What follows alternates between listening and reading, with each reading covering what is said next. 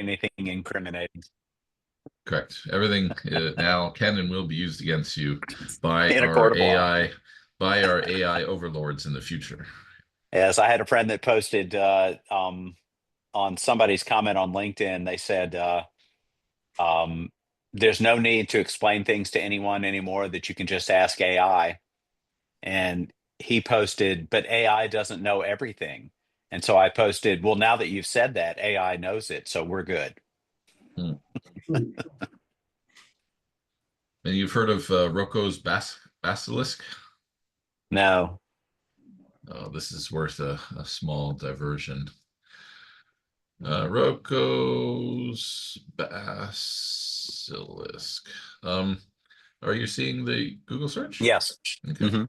So Rocco's basilisk is an idea that there'll be a sentient AI in the future that will basically travel backwards in time and be upset that it didn't come into existence sooner. And so it's going to murder people that delayed the emergence of this artificial intelligence I like and it. exact vengeance upon them. So the original post is from 2010. It was a thought experiment tied to the ultras burden and the quantum billionaire trick, apparently. But anyway, so this was something that I remember. I don't remember where actually I learned about it first, but this idea that people have an angst-ridden view of the future um, that is related to artificial intelligence and machines and Skynet and things like that taking over our world in the future. So anyway, this is a sort of digital field trip on our way to getting ready to starting the webinar. So if you've just joined, you're in the right place. We're going to talk about CMMC, but Rocco's basilisk is just an anecdote that I wanted to share. And we'll wait another minute before we get started because we have time. But welcome, Yulia, and welcome, Juan, and hello to anyone that's off of my screen. Looks like we have some other folks joined as well. Hello, Brad, David, Rizwan, Rich, and I think Juan has an AI note taker attached. I don't know if you want to kill that, Juan, or let's get rid of it. because we will have You can disable it. Okay. Let's see. Let's put it in the waiting room and see how patient it is. And there will be folks, as usual, who like to catch the recording later. So I've already hit record. And 12:02, I think if people were going to be on time or a minute or two late, they'd be here by now. So let's get started. So welcome, everyone. This is a webinar that the security agency is putting on in conjunction with our partners, Cynomi, with a special guest, Bob Nance. And my name is Mike Wilkes. We'll do introductions in just a second. But basically, this is the CMMC 2.0 has finally arrived. And we were going to discuss some of the harsh realities, I think, that are facing defense vendors and contractors and their MSPs. So the final rule brings a pretty significant change to the population of over 220,000 defense industrial base contractors. And if you're not a part of the defense industrial base, referred to sometimes with the three-letter acronym DIB, it should be an interesting discussion anyway, because it's about supply chain and third-party risk management and how do we sort of modernize our approach and thinking about the risk that third parties bring to our infrastructure, to that of our services, our customers, and of course our service providers, whether that's third party or fourth party, right? The service providers for your service providers, and then of course theirs, which eventually gets into like a recursion of nth party risk. So I'm Mike Wilkes, Director of Cybersecurity Operations with the security agency. We have with us David Primor, co-founder and CEO of Cynomi, and Bob Nance, Senior Technology Consultant with Novation Systems. And this is the slide I should have had up when I was reading that out.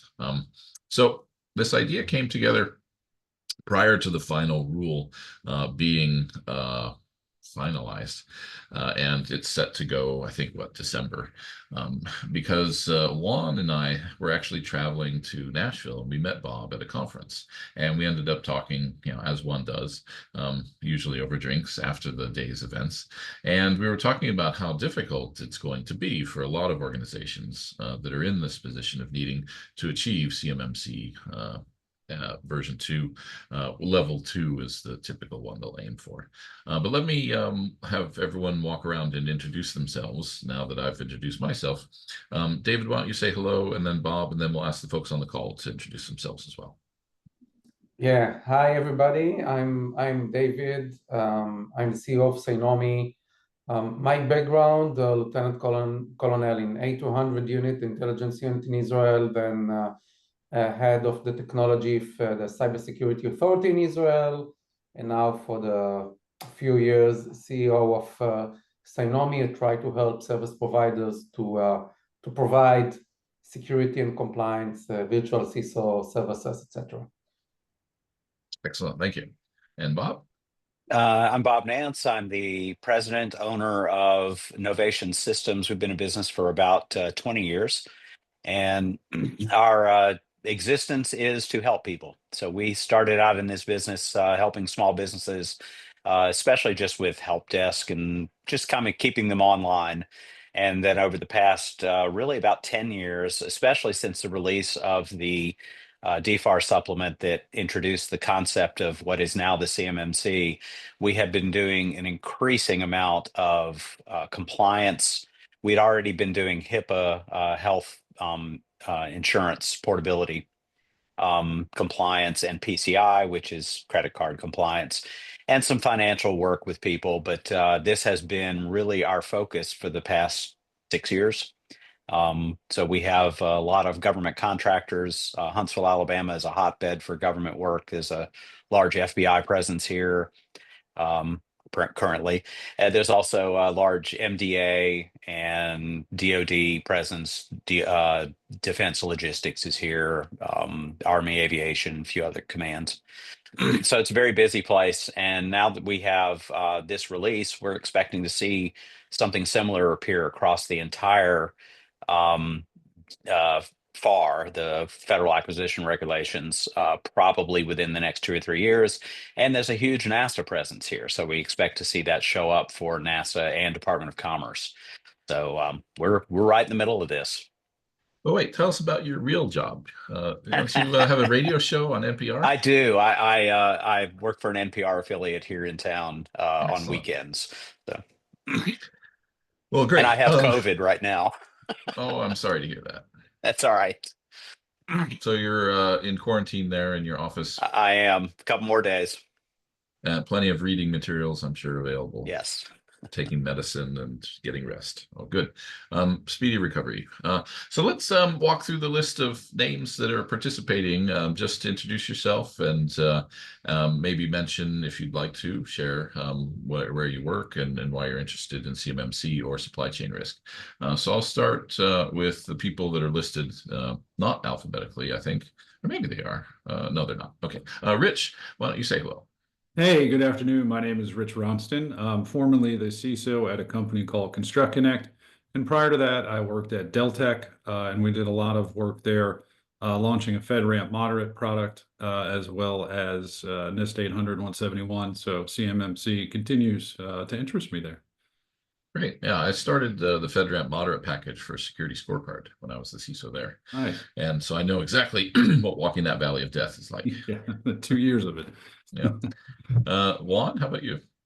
Yeah, good morning, everybody. I am based in Bellevue, Washington. It's a little early for us, but I'm ready to support Mike in any possible way. I am the managing founder of the security agency, and Mike and I, for the last 12 months, have been supporting the small, medium-sized customers because most of them cannot really afford a CISO. So our job is to provide as much knowledge as possible to make sure they create a much more secure environment.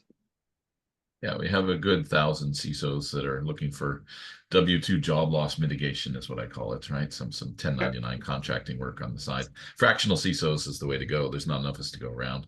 Everyone could use a little bit of guidance and strategic view, though. Ali, how about yourself?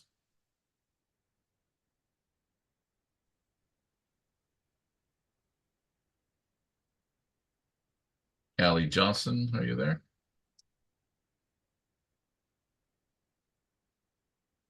Well, maybe you had to step away for a minute. Oh, there you go. Thanks. Sorry. Yeah.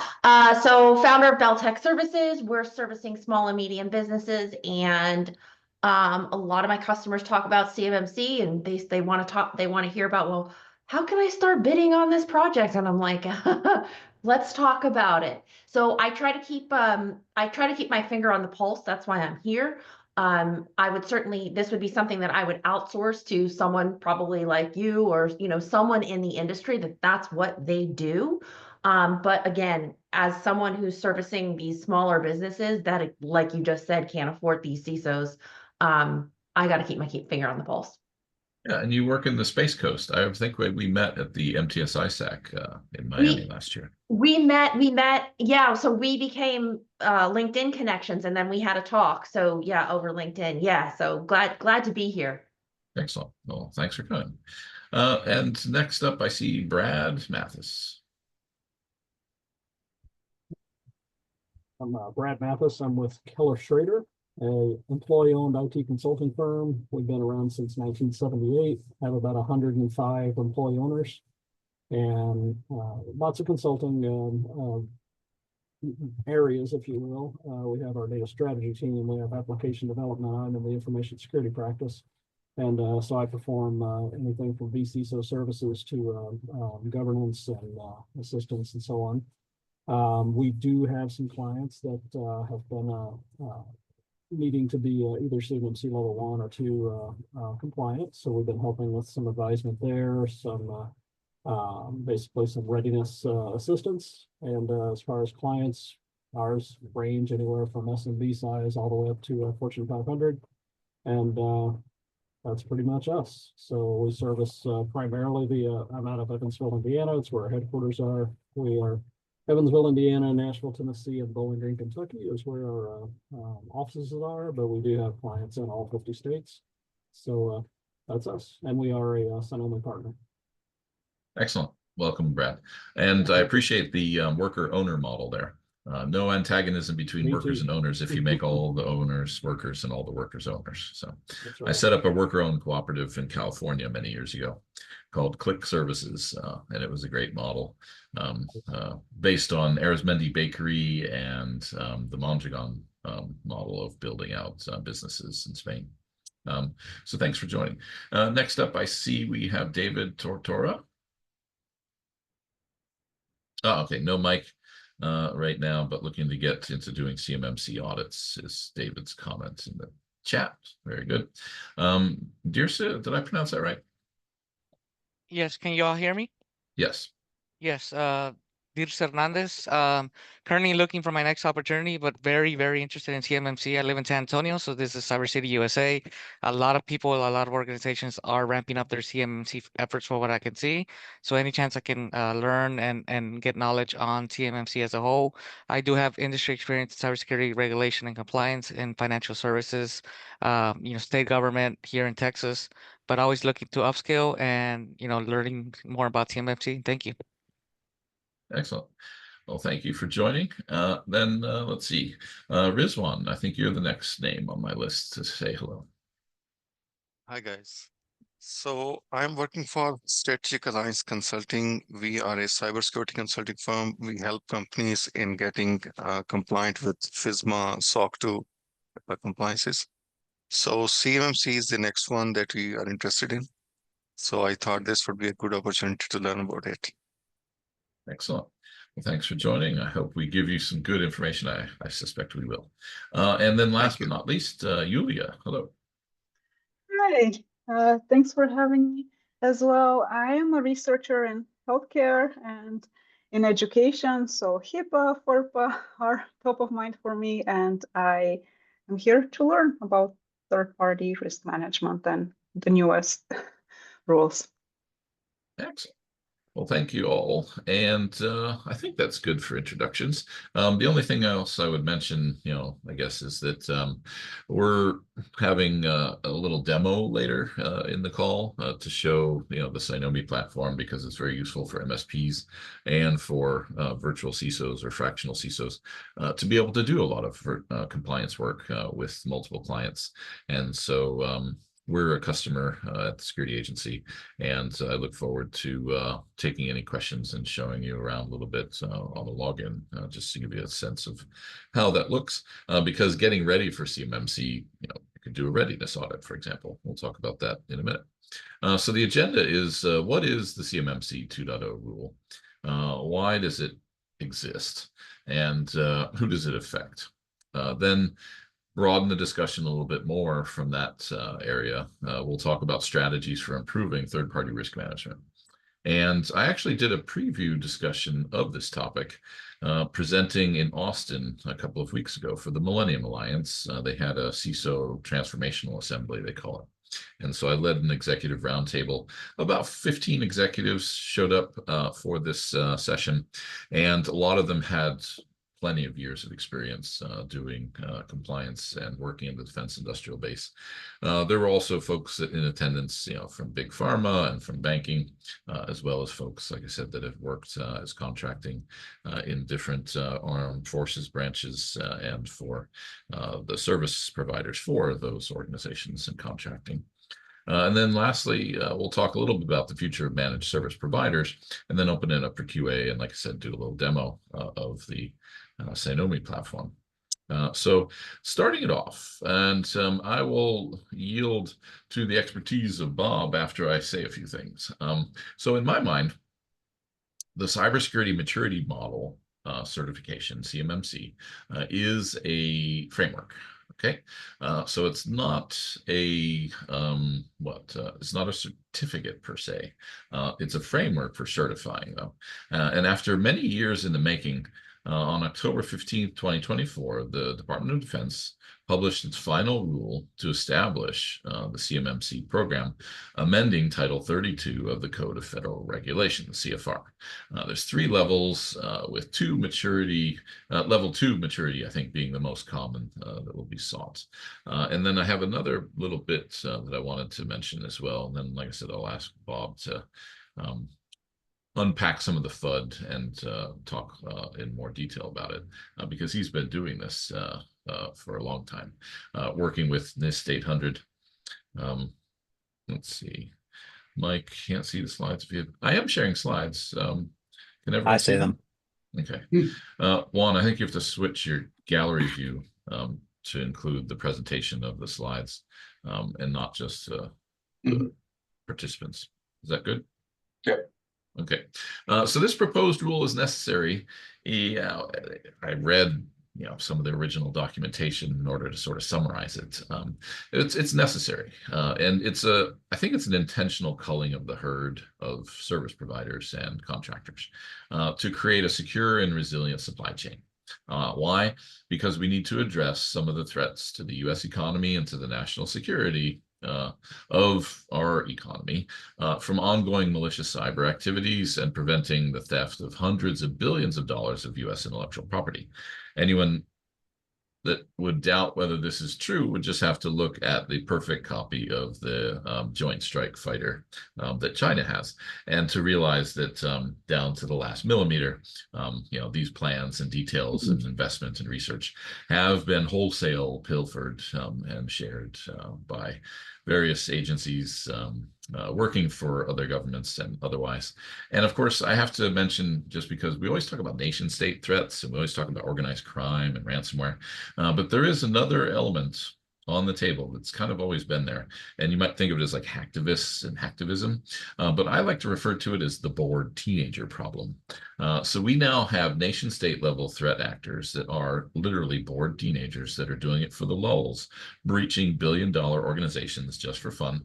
Or, as it turns out, that I learned from Charles Carmichael, who's the CTO with Mandiant, when he spoke here on the Hudson at Google's Pier 47 headquarters or offices. I think it was last year.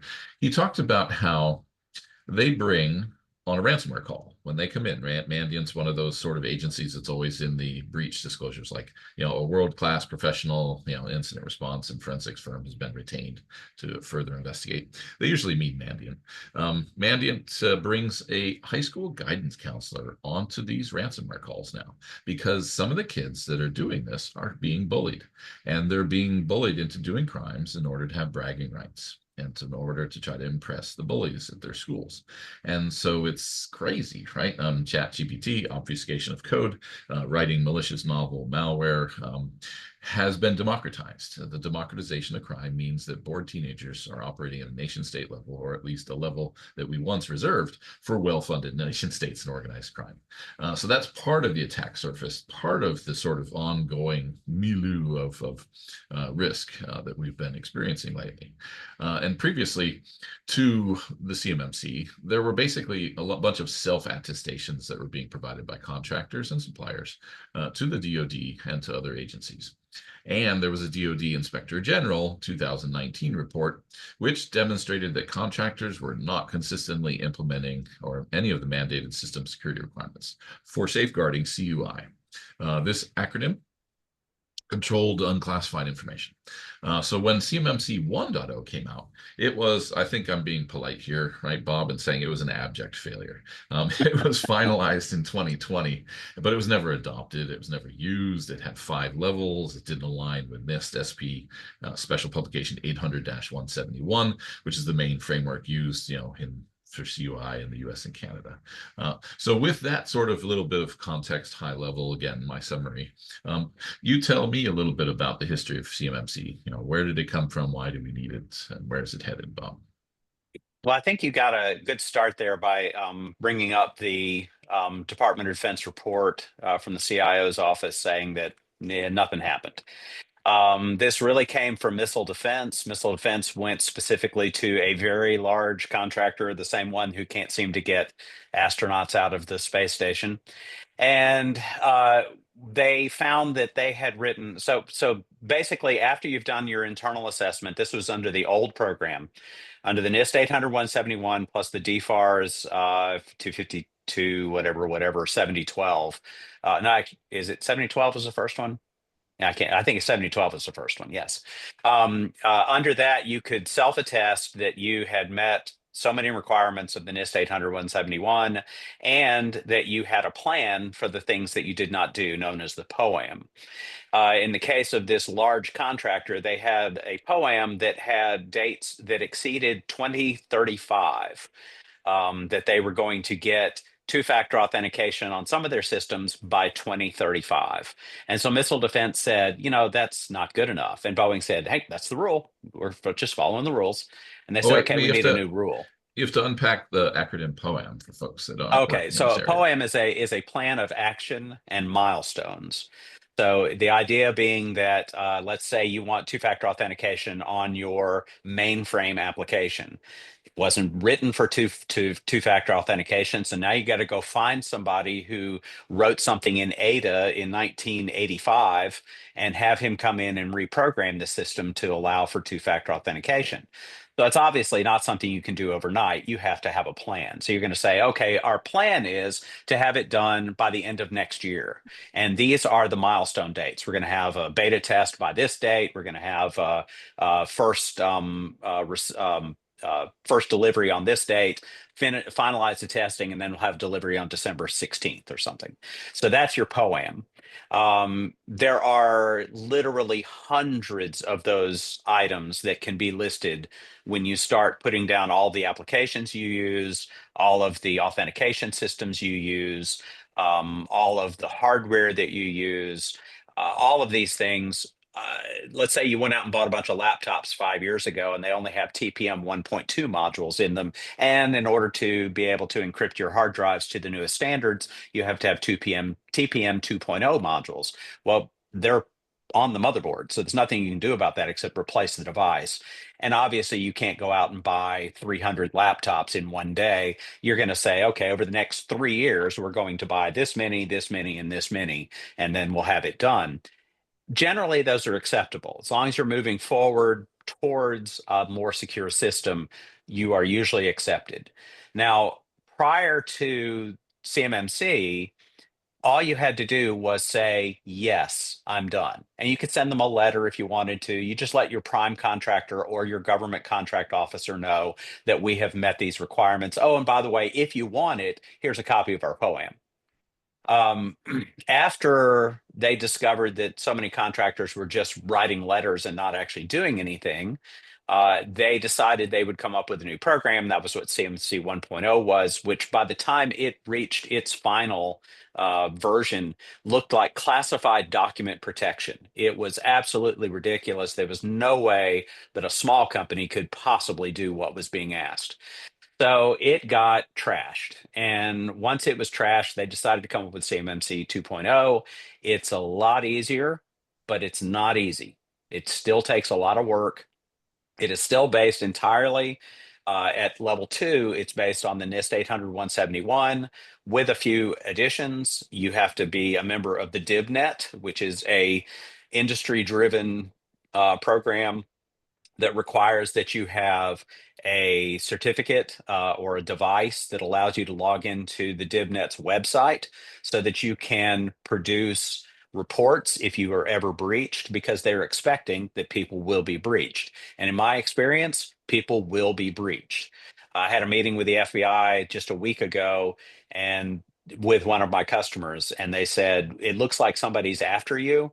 We are not here to tell you what you're doing wrong. We're not here to tell you that you're in trouble. We're here to tell you that if Microsoft can't protect themselves from these people, we know you're not going to be able to. So we're trying to gather information. So there are a lot of government agencies out there that are working against the cybersecurity threat.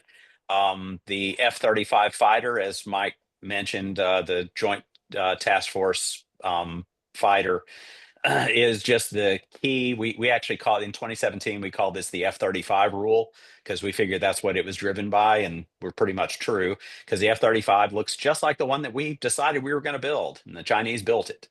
So now I will say that most of this is not espionage. This is not secret information that's being passed out. This is information that's been passed out because I am a machine shop and I am developing a screw system for a meter that goes on a motor. And I have to have the specific length of that screw. I have to know exactly how many turns per, or how many threads per turn there are. I need all that information so that I can machine this thing for a test bed. And so somebody mails me that, they email it to me, or they send it to me as a SharePoint document.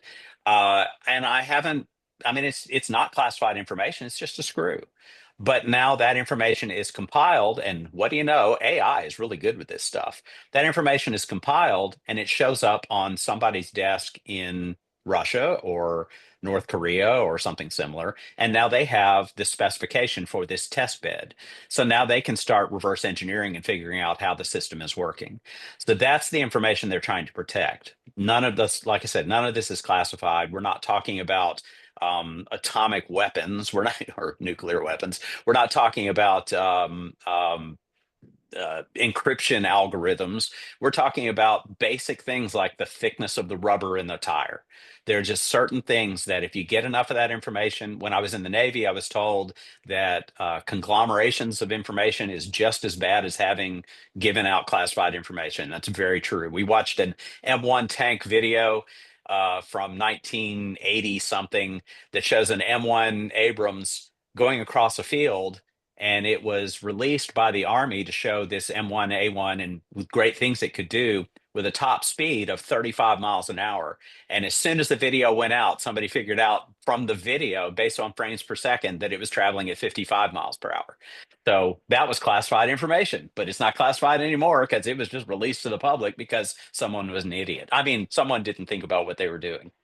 So that's really what this rule is for, is just to protect all the small amounts of information that gets passed back and forth between these companies, to keep that level of information from building up into something that becomes highly strategic. So in the end, what it comes down to for most of the companies that are involved with this is that they just have to start applying security that they have never applied before. None of it is hard. None of this is difficult to do. All of the tools are there, but it now requires an actual effort from A to Z to figure out exactly how to do these things. Two-factor authentication was one of the newest things that showed up in 2015 or so for people who were not in the classified world, people who carried around the little RSA key that had the numbers on it. Now that can be done on your phone. These things are getting easier and easier by the day. And what we're finding is once people recognize the value of this, they're able to put these things in place. And so that's as a provider, as a person who is teaching people how to use this, we are 100% behind everything that's in here. Now, there may be some things that we think, okay, well, maybe we need this, but I guarantee you in a couple of years, we'll all be saying, why didn't we do this before? So Yeah, we I have think seen breaches, we have seen ransomware, and we have seen constant attacks from foreign agents to our customers. So we know this is needed. I think one thing I can offer as well, this is around, Title 32, but Title 33 of the CFR also has some interesting notice of proposed rulemaking. So the particular section I'm talking about is in the maritime sector, which is for navigable waters, and it's MTSA, so the Maritime Transportation Safety Act.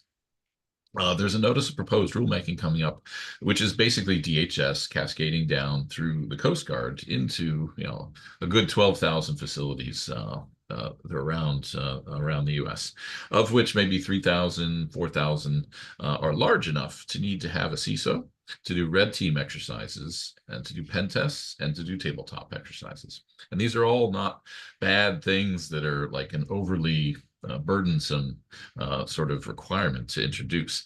But it will be new for a lot of these folks that are responsible for Port Authority, New York, New Jersey, for example. They have a CISO, Mikhail Solomon, and they have a head of security, Mike Edgerton, because I work with him. I'm a part of the Area Maritime Security Committee for Sector New York, advising the DHS and the Coast Guard on how to do cyber.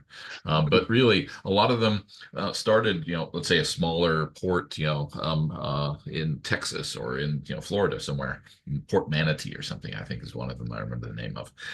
They may not have someone that can bring the sort of cyber knowledge to protecting infrastructure from these kinds of attacks, whether it's nation states or organized crime with ransomware, or like I said, the bored teenagers. Actually, there's one that I can predict, which will be the octogenarian hackers. There's going to be some AARP hacker out there who's going to be like, I'm going to teach these kids to stay off of my lawn, right? My digital lawn, right? And so they're going to hack at AARP and get at everyone's pension funds, because there's a lot of money transitioning from boomers to millennials and Gen X and everyone in the next 10 years.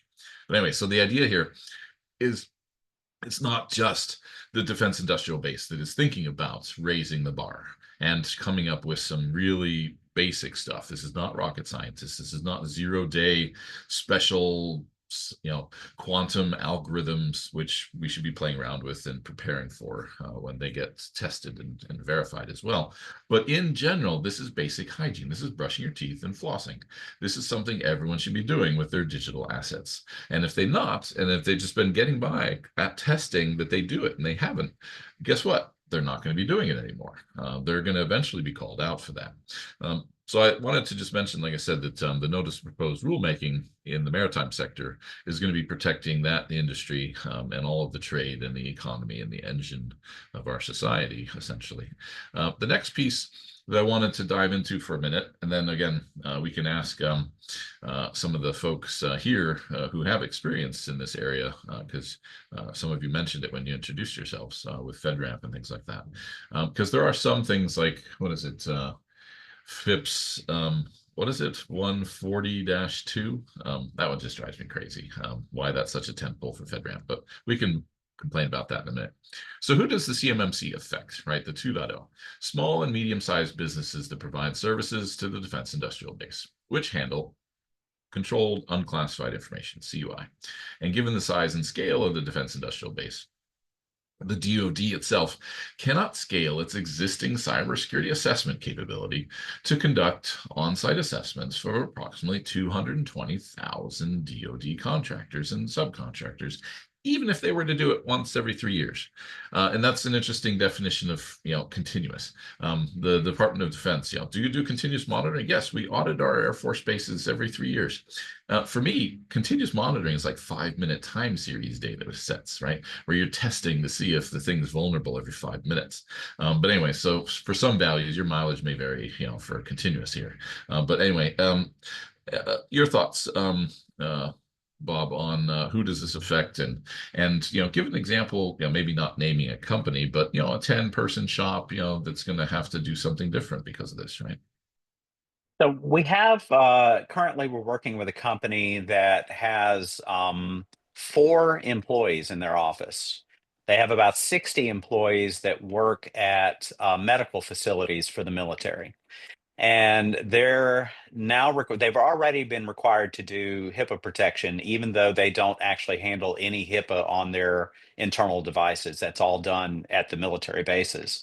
They have to meet the HIPAA requirements. They have to have encrypted systems, et cetera, et cetera. So they're already kind of on the way to do that. But now they have contracts that they're going for that are going to require this Rule 32 and the entire DIB protections that come from CMMC.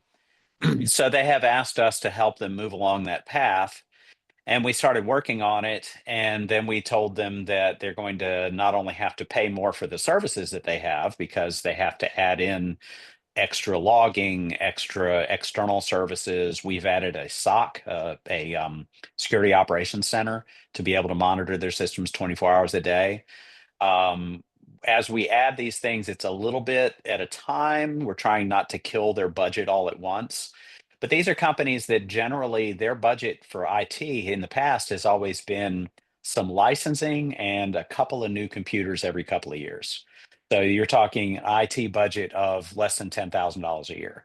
And now we're telling them that they're going to start at $10,000 a year and then work their way up.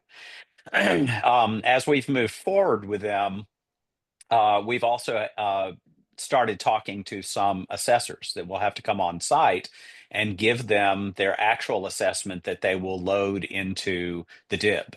And that assessment is going to cost a minimum of about $35,000.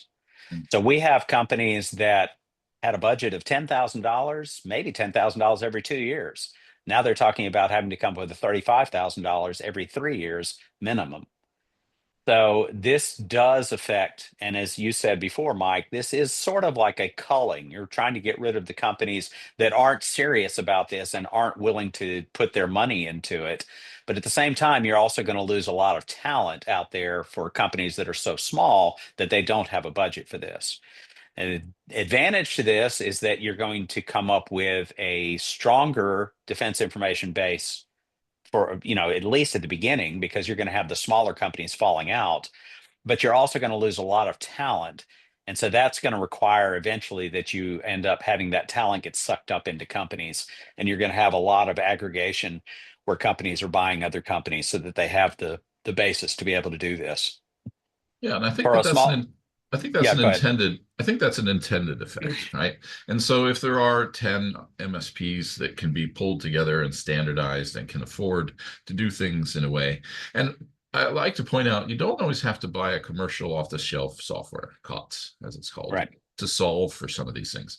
For example, you can download Google Authenticator and you can run it as a password, a privileged access module in Linux for free.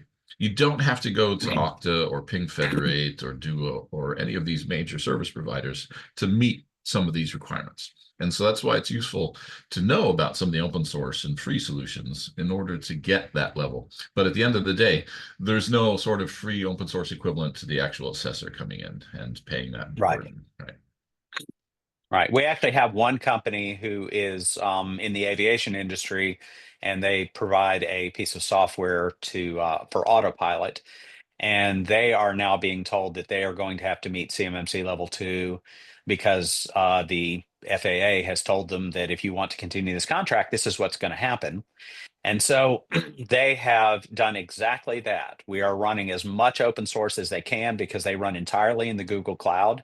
Now, the difference is running in the Google Cloud, you do have to move to Google Enterprise, which is a little more expensive because it's FedRAMP High.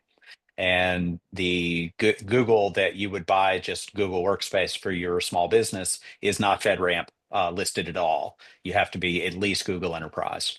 So the same thing goes is Amazon services, Amazon AWS services. Their GovCloud is FedRAMP High. Microsoft's Azure government services is FedRAMP High. Their enterprise services, Microsoft's, are FedRAMP Moderate, so they already meet the requirement. Their public service, or the small business service, is FedRAMP. It's in the FedRAMP, but or has been in the FedRAMP. I think they may be trying to remove it, but it was FedRAMP low, so it was good for small agencies, but not for this. Microsoft, I will throw this out here. Microsoft has actually thrown a roadblock out saying that they do not want anybody who is CMMC level 2 or above to show up in their enterprise services, even if they do meet FedRAMP moderate requirements, because they are afraid that they will be held responsible for investigative work, and they don't have the manpower set aside for that because it is a split cloud service shared amongst many people. And they don't have it set up for isolation.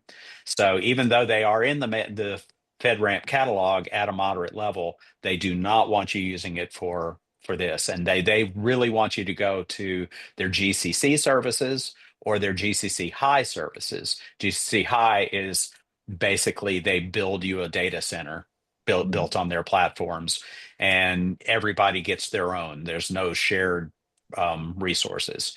It's very expensive. So we actually have been trying to encourage people to find other ways to do this.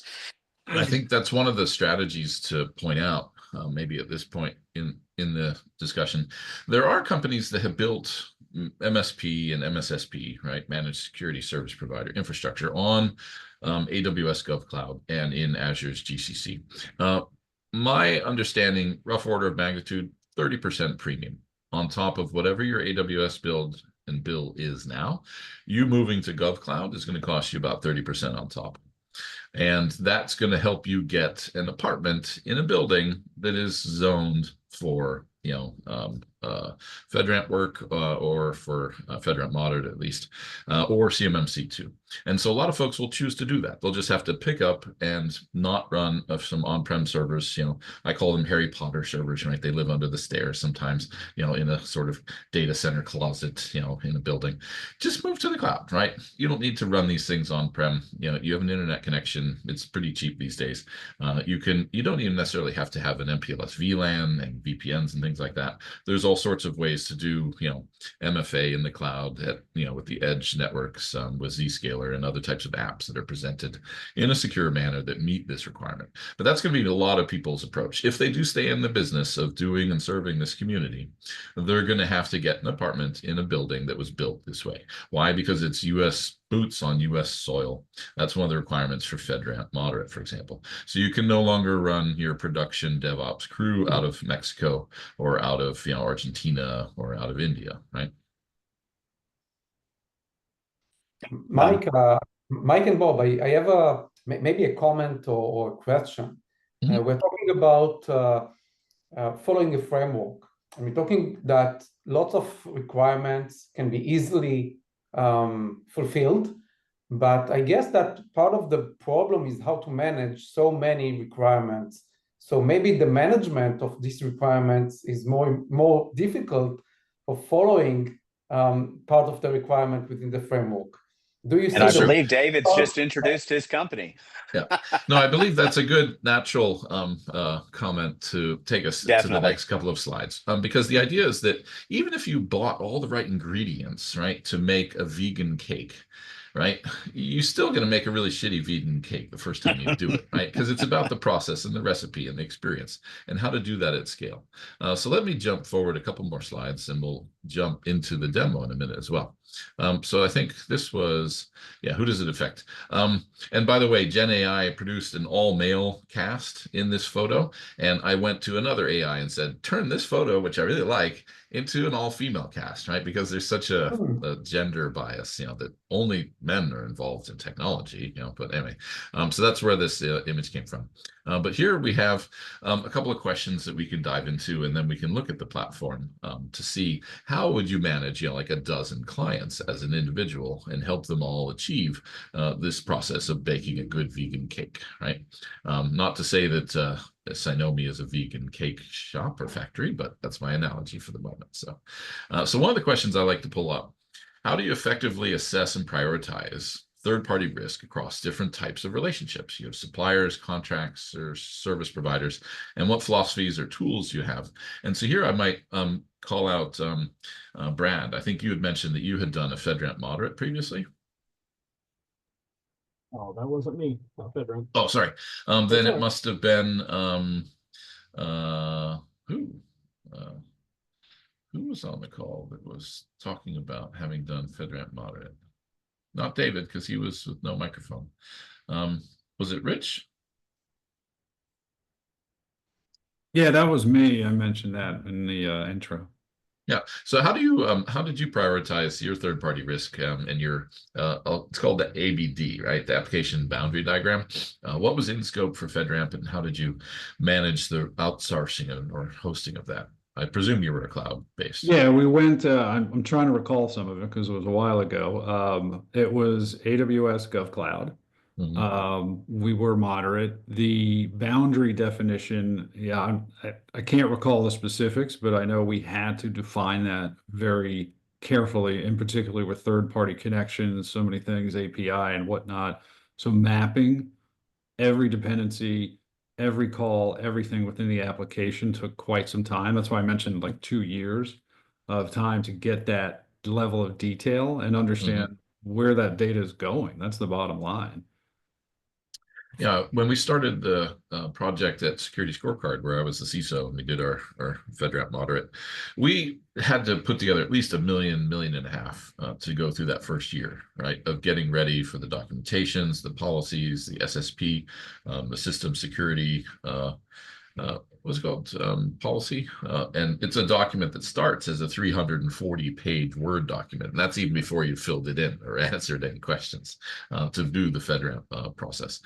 So I think obviously third-party risks, you need to be able to assess their risk posture, and you have this sort of cascade responsibilities, and to be able to monitor third parties in a continuous manner, I think is one of the real magical ingredients here. And again, it's not just sending out a questionnaire once a year or once every 3 years and having people self-attest as to whether or not they do stuff like, do you have backups? Do you have multi-factor authentication? Do you have antivirus? You know, have you tested your backups? Things like that.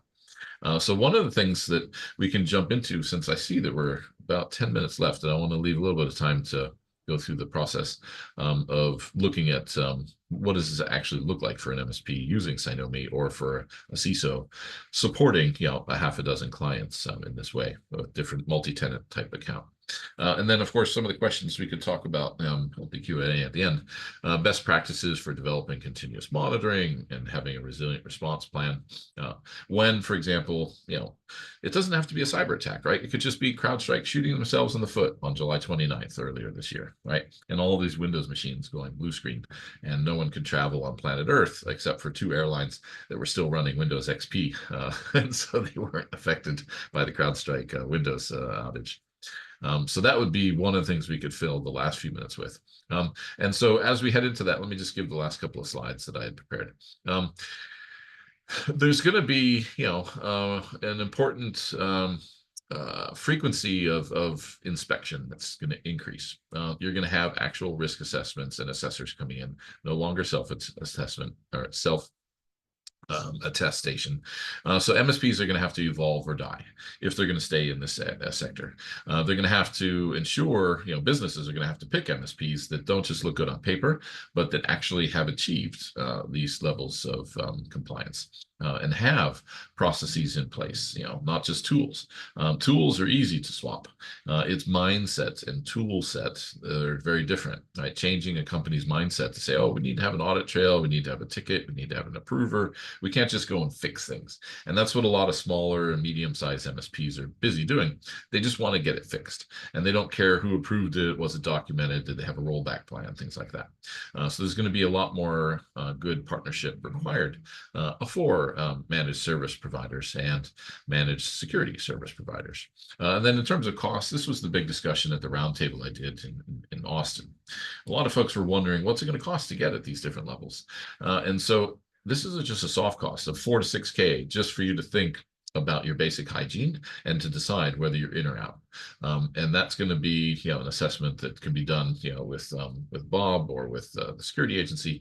We can help you decide whether or not you even can keep on playing this game, right? Before you go and sink $35,000 and fail your first assessment, and then take it again and spend another $35,000 and fail that, you could be 70 grand in the hole and still not have achieved CMMC level 2. Bob and I talked about these numbers. There's a range between 40 to 60K for most organizations of different size and maturity to level up their policies, the documentation of what they do, and the actual technique of what they do as an MSP or as a company that's doing it themselves. And then level 3, most people shouldn't even think about it, but that's going to be upwards of 6 figures for folks that are reaching this advanced level of maturity. And so, like I said, most people are going to optimize to go for 2 and to come up with some type of spend between 40 and 60K. To achieve that. But you want to do a readiness audit ahead of time, basically. So here's where I can jump over to the Cynomi dashboard, and we can take a look at what this looks like a little bit for folks. And then I'll just throw up the last slide here for as a means to have you look at something while I get logged in on the Cynomi dashboard. But basically, these are the kinds of things that we believe that MSPs in the defense industrial base should be thinking about. Do a readiness audit, think about your process, think about the cost benefit of staying in this business and investing what's required to get there. Don't delude yourself. And then find some partners, right? Like we said, they can help make this easier. So here we have, and let me hide my chat and list of people. We have the Cynomi partner dashboard. I can go ahead and log in. And the first thing you realize is that, oh, this is definitely geography based. As in, if you're in North America, you're going to a different data center.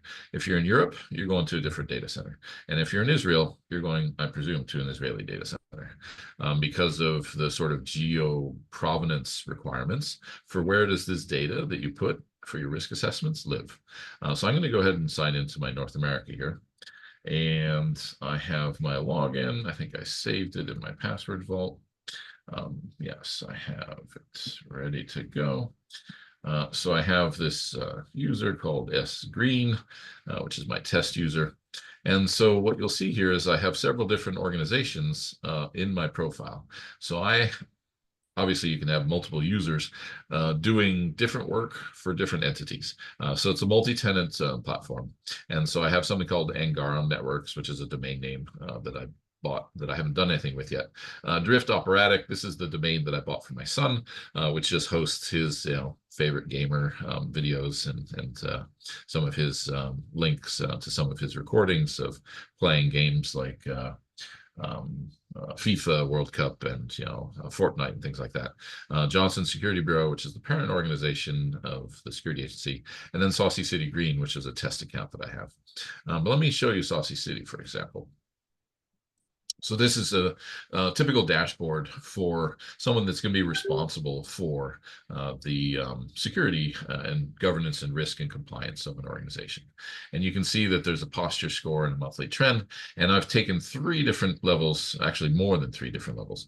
There's, I think, 14. Is that right, David? Around 14 different compliance frameworks. Yeah, and we add every quarter a few. So we're trying to meet our partner requirement. Yeah. So CIS version 8 is one of my favorite frameworks, Center for Internet Security. They just recently published 8.1, and so that should be updated in here as well. And it shows you all the different controls and which functions within the NIST framework, and the maturity that you're at. So implementation group 1, implementation group 2, implementation group 3. So I filled out a fair number of sort of answers to show you in this example. You can, of course, download the report for this framework, and you can assign tasks, as you see over here on the left nav. So if we looked at one of these tasks, one of the tasks could be establishing conducting an external audit of your processing controls. And so you have a description, just like any kind of platform that you would use like this, because I think, Bob, you have been doing this entirely in Excel until you saw the light and you realize that there are GRC tools, governance, risk, and compliance tools out there that can help automate this and make this much less unwieldy. So you have your evidence attachments that you can apply, and then of course you can assign it to a particular person with a particular due date. This one, we can look at who's the owner. Right now it's unassigned, but if I go back to the dashboard real quick and I switch and I go to the overview, we can look at CMMC as well.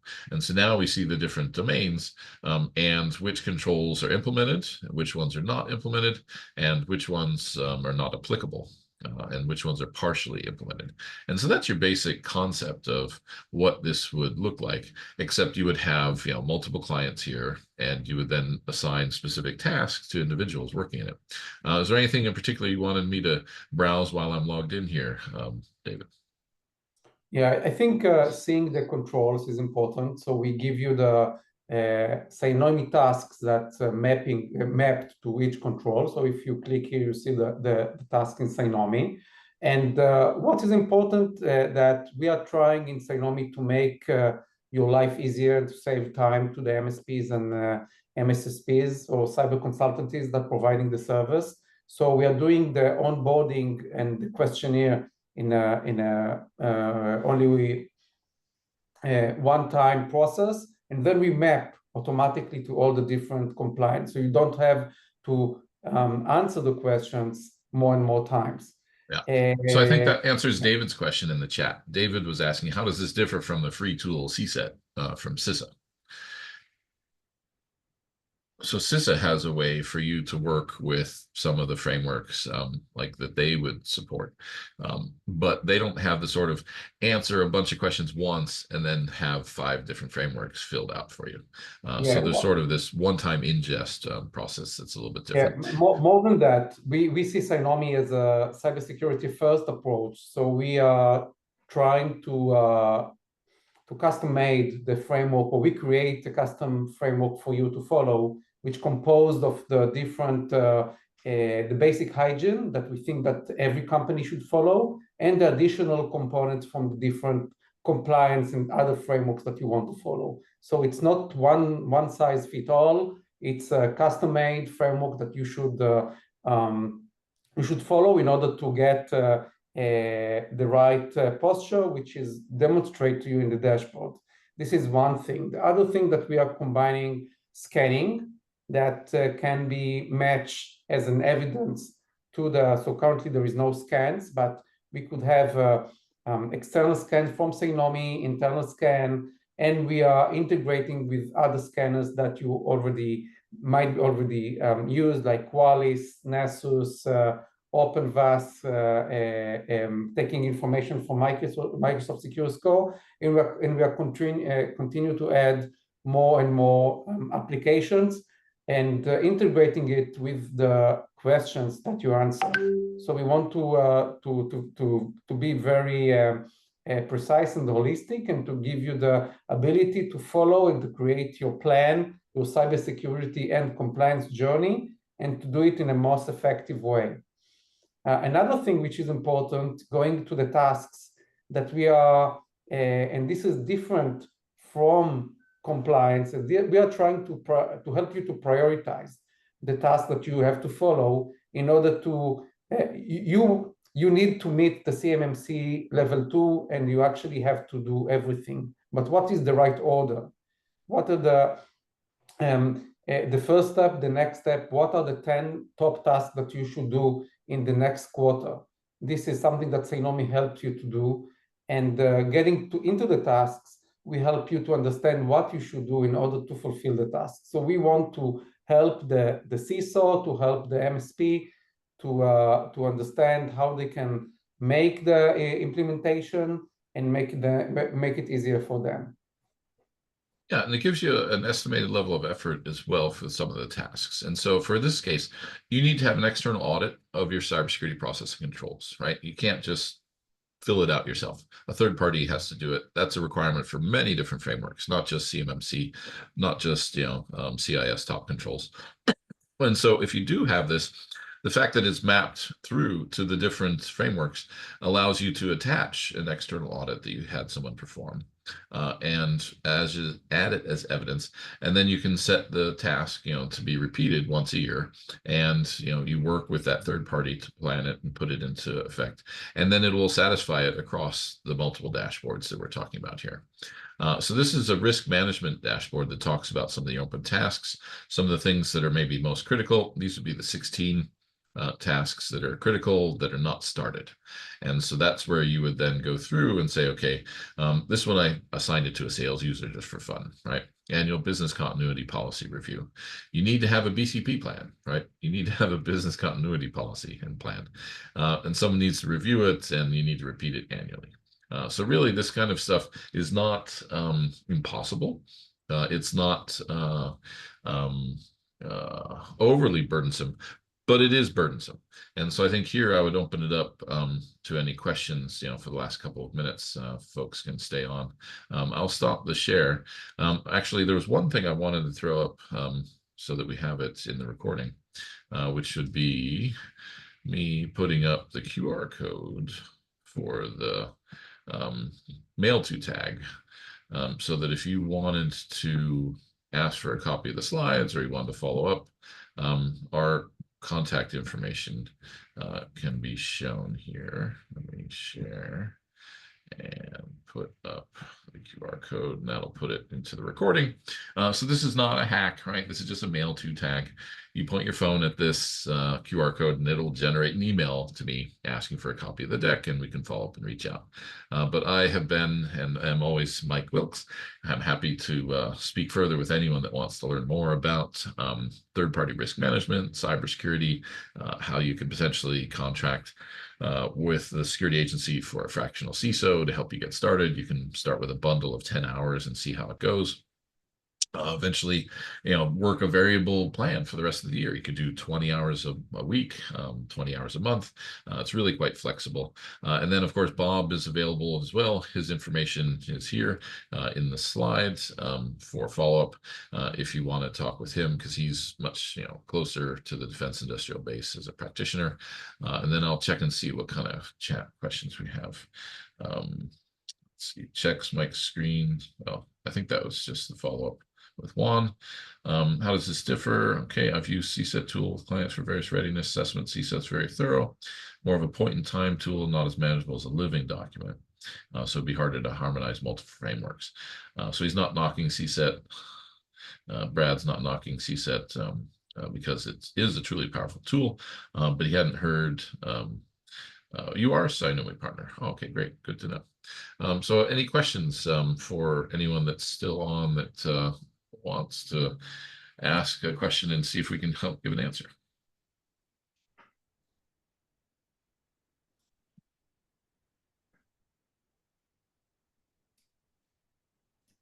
I know some of you, your intent and goal was to learn and to listen, and so I presume that you got some value since you're still dialed in and didn't disappear and say this is not for me. But there's more to learn. There's more to understand. I'm happy to reach out and follow up with you individually. You have, the security agency, USA.com is our website. And like I said, use the mail to ask for a follow-up if you'd like. Thank you all for joining. Any other opportunities? Anyone wants to come off of mute and make a comment? Did you find it helpful? I just want to add, if anybody wants to reach out to me on LinkedIn, I'm happy to answer questions. There's certainly no cost for helping people get more secure, because this has nothing to do, I mean, yeah, I make $1 off it at some point, but that's not what this is for. This is to really secure our our defense information base. This is not just a money grab. We need to do this or we're in trouble. Indeed. I think the expression is like a hot knife through butter, right? That's what happens when you have North Korean elite hackers go up against, 4-person mom and pop shops, with no Yep. security. So Thanks, Mike. well, thanks everyone. And we'll hit stop. And like I said, thanks for joining. And for those that are going to be watching this later on a recording, also please reach out when you have questions, and we're happy to help. Thank you, David, for building the Cynomi platform. I know I reviewed 3 or 4 tools like yours at the time, and we selected yours because it has the best looking interface. It's kept up to date automatically. It's got a multi-tenant architecture and design so that you can service more than one organization, which is useful for folks that are managed security providers and managed service providers. And so I look forward to having more webinars and discussions with you in the future. Thank you. Thank you so much. Hey, thank you. Mike, thank you. Cheers. I'll hit stop on the recording now.